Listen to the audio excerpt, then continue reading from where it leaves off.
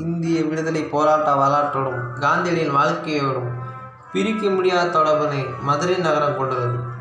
இந்தியாவின் குறுக்கு தெருக்கள் எல்லாம் காந்தியடிகள் பலமுறை பயணித்திருக்கின்றார். அவர் விரும்பி கொண்டு தங்கி வரலாறு படித்து சென்ற நகரங்களுள் மதுரை மிக முக்கியமானதாகும். காந்தியடிகள் தனது வாழ்நாள் 5 முறை மதுரை நகருக்கு வந்து சென்றுள்ளார். அவரது முதல் பிரவேசம் 1919ஆம் ஆண்டு எந்த முகாந்திரமின்றி கைது செய்து பண்ணலாம் என்ற ரவுலட் சட்டத்திற்கு எதிராக இளைஞர்களை ஒன்று திரட்டுவதற்காக மதுரைக்கு வந்தார். மதுரை மீனாட்சி அரசு கல்லூரி எதிர்ந்த வக்கீல் ஜார்ஜ் ஜோசப் வீட்டில் தங்கினார்.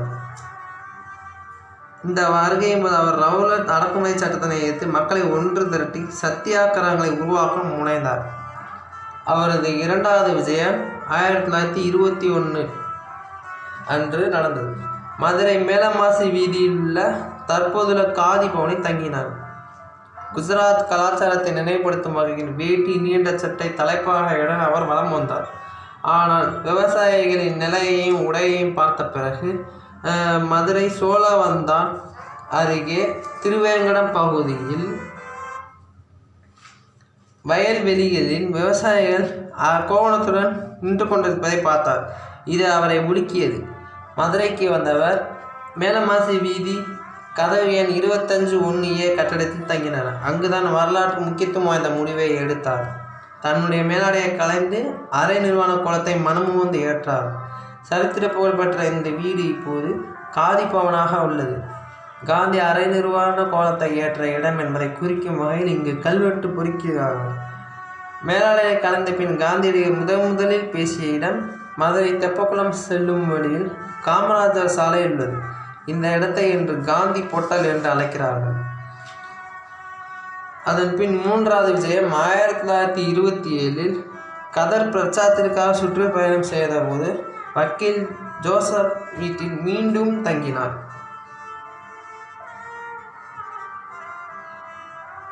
அப்போது சுதேசி இயக்கம் அதிதீவிர கதத்துணி பிரச்சாரமே அவரின் நோக்கமாக இருந்தது. நான்காவது விஜயம் 1934 ஜனவரி 25 முதல் 27 வரை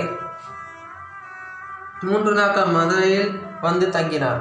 அப்போது மீனாட்சி அம்மன் கோயிலுக்குள் செல்லாமல் திரும்பி சென்றார்.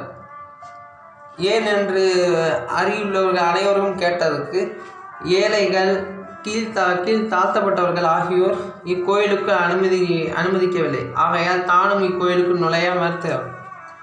அதன் பிறகு ஹரிஜன யாத்திரைக்கு நிதி திரட்ட வந்தார். மதுரை முனிச்சாலையில் MMR சுப்புராமன் வீட்டில் தங்கினார். சுதந்திர போராட்ட தியாகி கக்கன் காந்தியை மதுரை மீனாட்சி கோயிலுக்கு அழைத்துச் சென்றார். ஆனால் கக்கன் உள்ளே வரவில்லை. காரணம் கேட்ட காந்தியிடம் அனைத்து ஜாதி மக்களும் உள்ளே வரும்போதுதான் நானும் வருகிறேன் என்றார் கக்கன். அதன் பின்னரே காந்திக்கு ஆலய பிரவேச இயக்கத்தினை தொடங்க அவருக்குள் எண்ணம் வந்தது. இது காந்தியடியின் சமூக புரட்சிக்கு விட்டித்த வகையாகும்.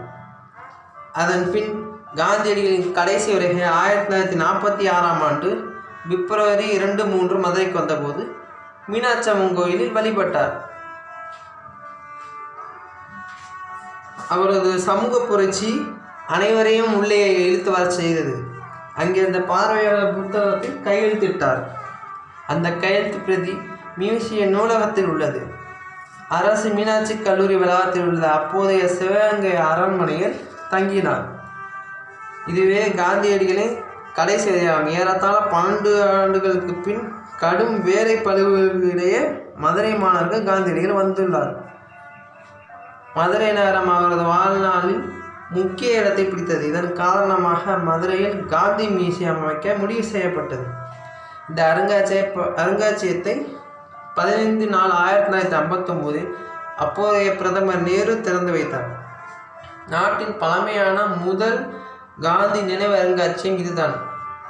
இங்கு காந்தியடிகள் பயன்படுத்திய செருப்பு, கண்ணாடி என 14 அசல் பொருட்களும் 32 மாதிரி பொருட்களும் பாதுகாக்கப்பட்டு வருகின்றன. சுடப்பட்டு உயிர் நீத்த அன்று காந்தியடிகள் அணிந்திருந்த இரத்தக்கரை படிந்த வேட்டி பெரும் பொக்கிஷமாக பாதுகாக்கப்பட்டு மக்களின் பார்வைக்கு கண்ணாடி பிழைக்கு வைக்கப்பட்டுள்ளது.